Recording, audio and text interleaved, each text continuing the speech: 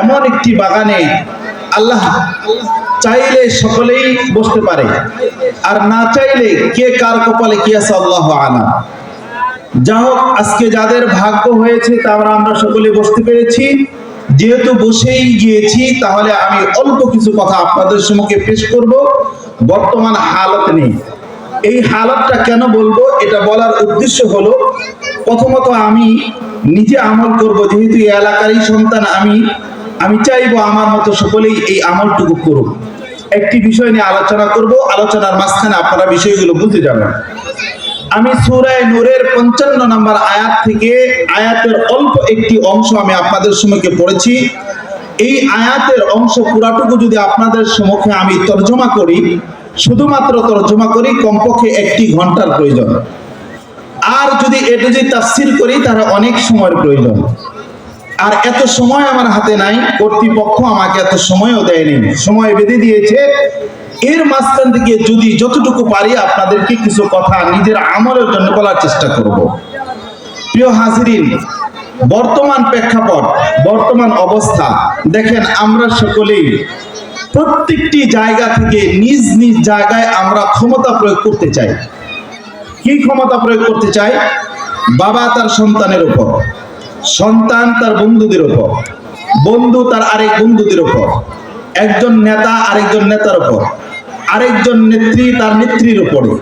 এমনি ভাবে একেবারে নিচ থেকে উপর পর্যন্ত, পাড়া থেকে পাড়া মহল্লা থেকে একেবারে সংসদ পর্যন্ত এমন ব্যক্তি কম আছে যে তার নিজের কর্তৃত্ব জোহর করতে চায় না। সকলেই কম বেশি তার কর্তৃত্ব প্রকাশ করতে চায়, আর সকলেই বলে যার যার স্থান থেকে মনে করে যে আমি বড় নেতা।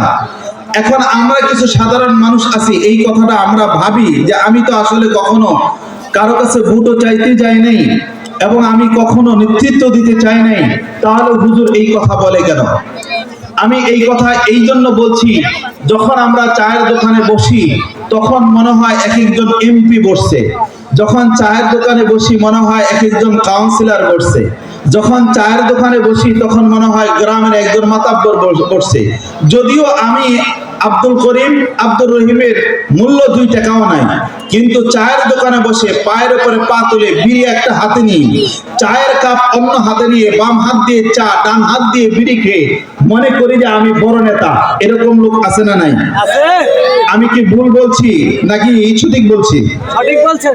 তাহলে এই কথাগুলো আজকে দেখেন, আল্লাহ তাবারক তাআলা সূরা নূরের 55 নম্বর আয়াতের মধ্যে এই নেতা নেতৃত্বের ব্যাপারে কিছু কথা বলেছেন। আমরা শুনতে রাজি আছি তো? আছি তো? তাহলে শোনার আগে কিছু মানুষ আমার তৈরি করে নিতে হবে।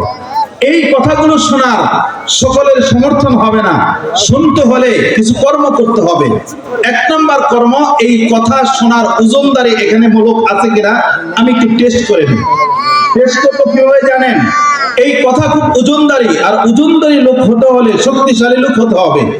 যদি ওজনদারি কথা গ্রহণ করতে হয়, আর শক্তিশালী লোক দেখে এখানে কয়জন আছে?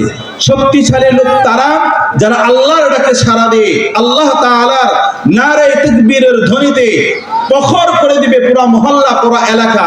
দেখি আজকে সেই শক্তিশালী লোকগুলো আছে কিনা একটু দেখি। নারে তাকবীর, নারে তাকবীর, আল্লাহু আকবার, আল কোরআনের আলো, আল হাদিসের আলো,